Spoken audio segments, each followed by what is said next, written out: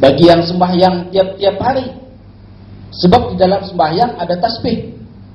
Kalau yang lingkup tidak ada sembahyang, itu 3 kali nganya sembahyangnya, tasbihnya pun nganya sekali kali. Ataupun pasal terkajut, subhanallah.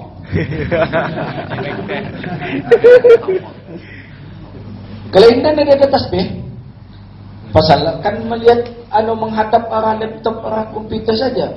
Mana ada tasbih itu dalam salat itu? Kecuali kalau diklik adalah tasbih.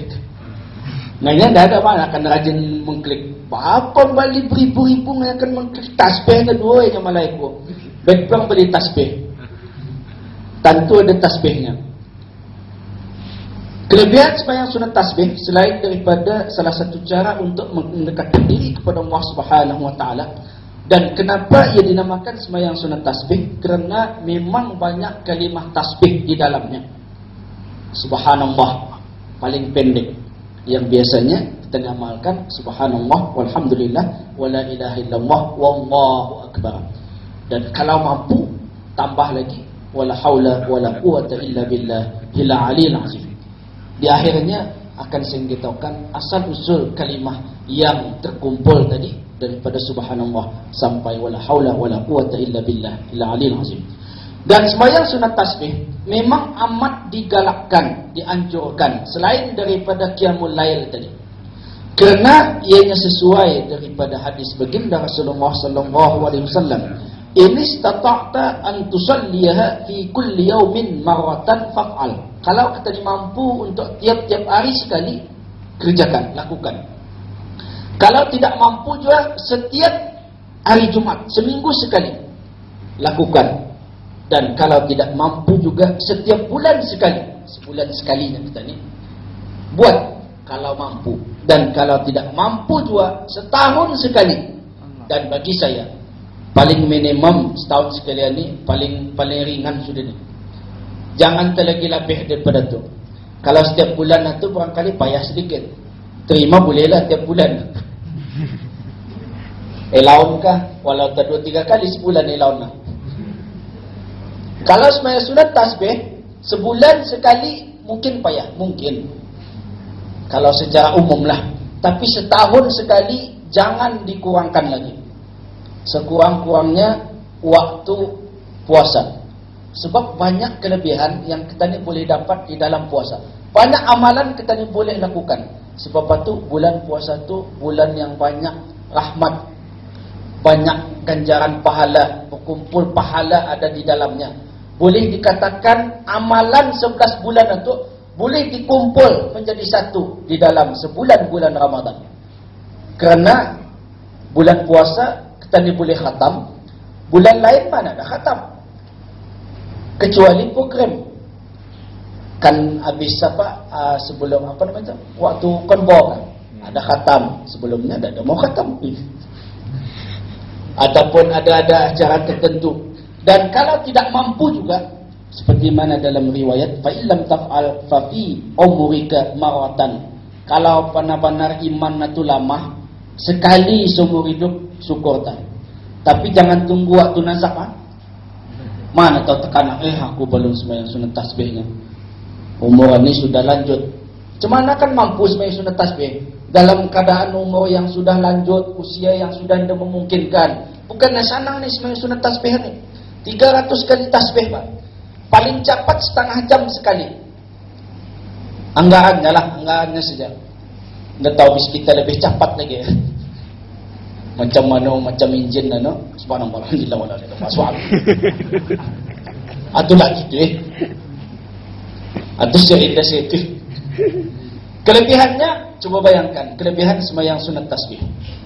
Hadis Ibn Abbas, "Idza anta fa'alta dzalika," kalau engkau mengerjakannya, sembahyang sunat tasbih ini, ghafarallahu laka, nescaya Allah Subhanahu wa taala akan mengampunkan kamu, bagi kamu tinya dosa-dosa kita ni lah.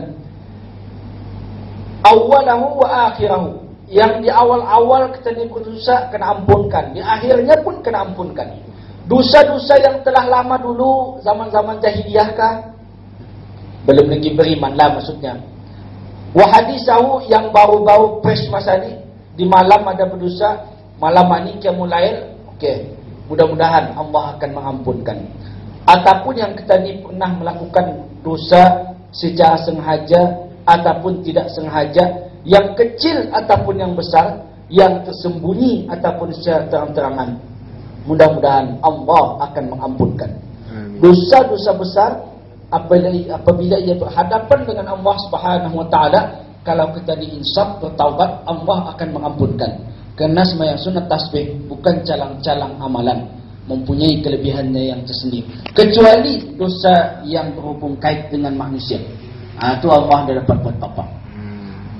Ini syarat, bukannya Allah itu maksudnya tidak ada berkuasa, tapi syarat yang telah ditentukan oleh Allah Subhanahu wa taala. Kalau sesama manusia, mesti sesama manusia dulu mengampunkan, baru Allah akan menilai. Kalau tidak, selesaikan dulu. Dan bertasbih adalah salah satu cara daripada bentuk zikir dalam rangka mengingati Allah. Kerana dalam tasbih itu adalah kita ni memuji kebesaran Allah Subhanahu wa taala.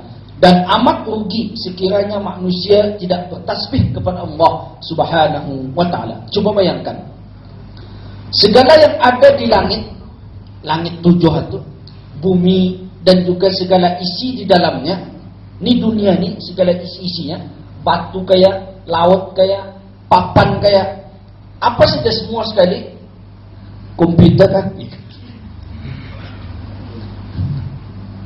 melainkan mereka itunya akan bertasbih memuji kebesaran Allah Subhanahu wa taala. Tapi dengan caranya lah, ia bercakap dengan caranya, binatang dengan caranya. Maknanya ia tetap bertasbih. Semut dengan bahasa semutnya lah. Kalau samut dengan bahasa ketanya, alamatnya bintang pukang itu kajut tu. Pingsan kali, entah ada yang meninggal tu waktu itu.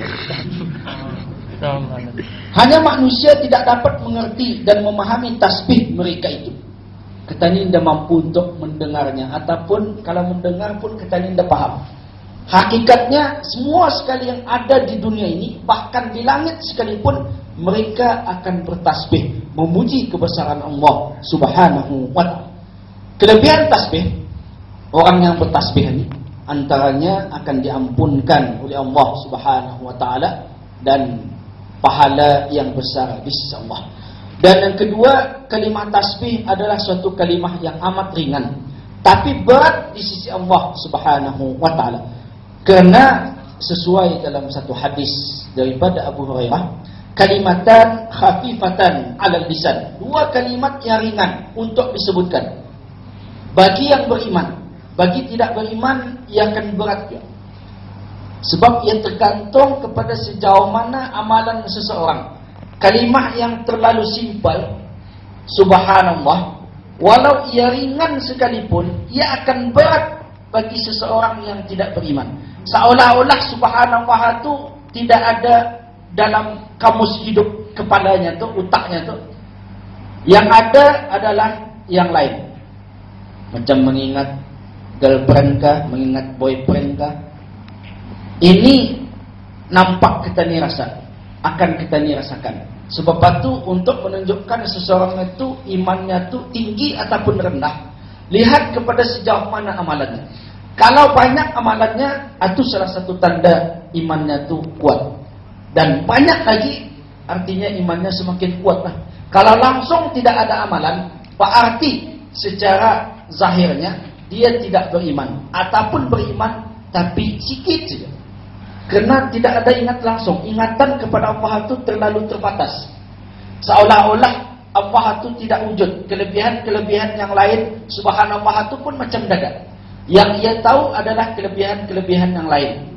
Seperti laptop ada kelebihannya. Sebagai contoh saja, ini contoh. Saya tidaklah mengatakan awang muis dapanan yang ini. Ini contoh. Ataupun mobile lah, mobile dapatlah, semua dapat. Mobile kita ni mampu untuk melihatnya. Ini sebagai contoh. Mobile kalau tidak ada di depan mata, boleh langoi-langoi kasau ni orang ni. Maksudnya macam apa? Ada sesuatu yang kurang dalam hidupnya, ataupun amat merugikan. Terlampau banyak pikiran dalam hatinya. Mobile tinggal lagi nya. Bisa payah kan anu ni, akan nelpon kan itu ni, semua dah tantu-tantu rasa. Kalau yang businessman lain lagi. Nggak ada duit sejuta nih kak.